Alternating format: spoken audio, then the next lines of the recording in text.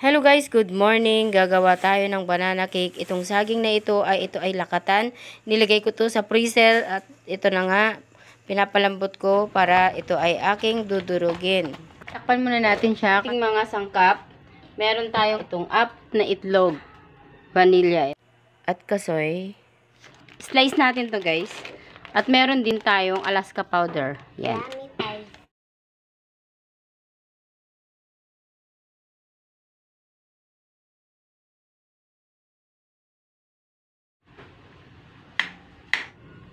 So, ayan guys, chocolate. So, mag-start na tayo guys. Kaya condense na lang ilagay ko.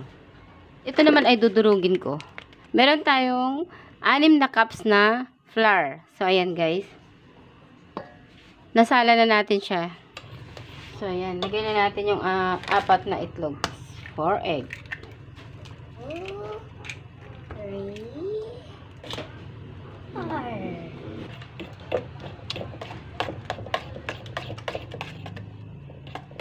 So, ayan, maglalagay tayo ng ayan. Oh, gusto niyo malagyan ng buhok. Yan.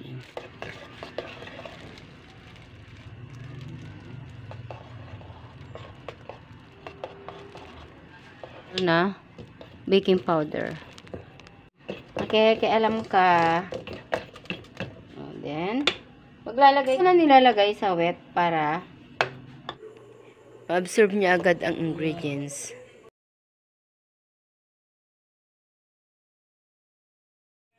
Saka tayo maglagay ng butter. Control lang natin kasi sobrang dami yung ating butter. You like taste later? Yeah, maybe. So, ayan. Ilagay na natin yung ating condense, guys. So, marami kasi yung gagawin natin. So, kontrolado natin yung pagkatamis niya. Ayan. Sayang.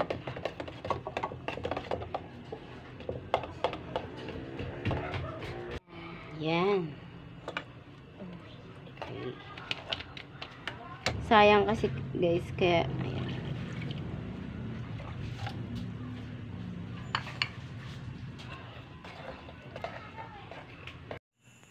Saka na natin i-buhos yung wet ingredients sa dry ingredients. So, ayan na nga.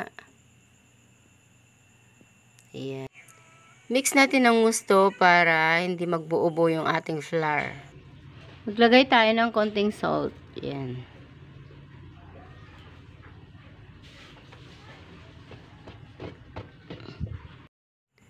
Saka natin punasan yung ating tray ng butter para hindi dumikit. Binuhos ko na rin yung chocolate na dinurog ko ng maliliit. Latap na lang ang chocolate na ginamit ko dahil wala naman tayong available na chocolate dito. Bumili lang ako sa tindahan, guys.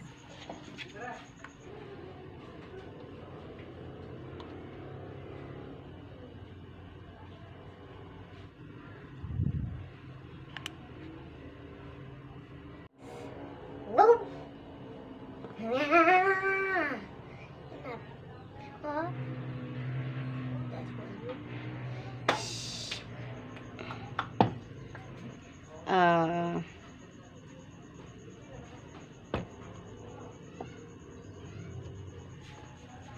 At ngayon naman ay lulutuin na natin yung ating banana cake.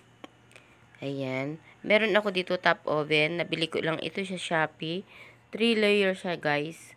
So, ang ganda niyang gamitin. Pinapatong lang ito sa kalan, guys. Ayan. So, ilalagay ko na yung aking banana cake. Ayan, guys. Itong top oven na to ay pinainit ko muna. Kailangan itong ano niya, nasa 150 degrees. Ayan. Kailangan painitin nyo muna siya ng gusto at kailangan na siya 200 degrees siya, guys. At control nyo lang yung apoy. Kailangan hindi siya mahina kundi control nyo lang.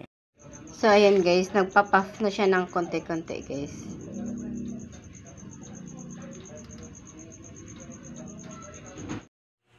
Lagay na natin yung toppings niya na kasoy, guys. Guys, kung sino man po ang hindi pa nakapag-subscribe, subscribe na po. Kailangan to ng pag-aaral ng anak ko. Thank you. Oh my my God. Nagbibidyo okay sa kabila. So, hindi tayo magkakaintindihan today. Bug.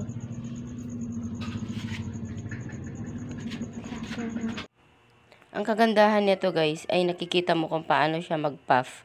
At saka nakikita mo yung apoy niya. Kaya, alam mo kung paano mo i-control yung apoy niya kasi nakikita mo sa loob. Nakikita mo kasi may salamin siya guys. So, ayan guys, okay na po.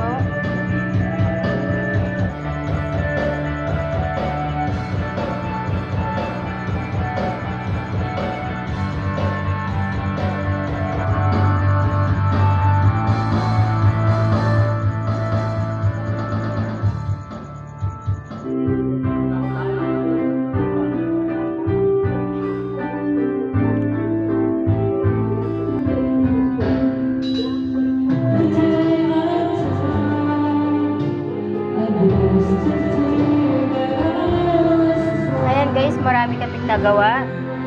Marami akong nagawa guys. So, ayan guys. So, ang dami. Ito madami kanina pero sa katitikim, hindi namin namalayan na parang ubos na pala. Sero. Ayan. Diba? So, ayan. Dumami na ulit. Masarap to guys. Try nyo. Huwag niyo pong kalimutan mag-like, share, and subscribe para lagi kayong updated. Thank you.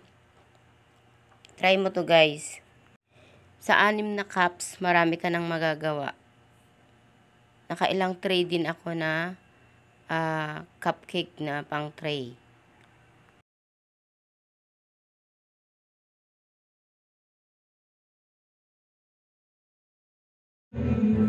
So, ayan. Tikiman time. Tignan mo yung toppings niya. O, kitang-kita mo talaga. Pinatikman ko rin tong aking ate. Ayan. Tignan mo. Wow, sarap, yummy. Sarap, Hindi niya pa na isusubo. Sobrang excited na siya. O, ayan. Masarap daw siya. Nakailan na siya. Halos maubos niya na sa katitikim. At maglalagay rin ako dito sa paper plate kasi ibebenta natin yung iba. May umorder guys. Umorder yung aking kapatid. So, ayan. Bebentaan natin.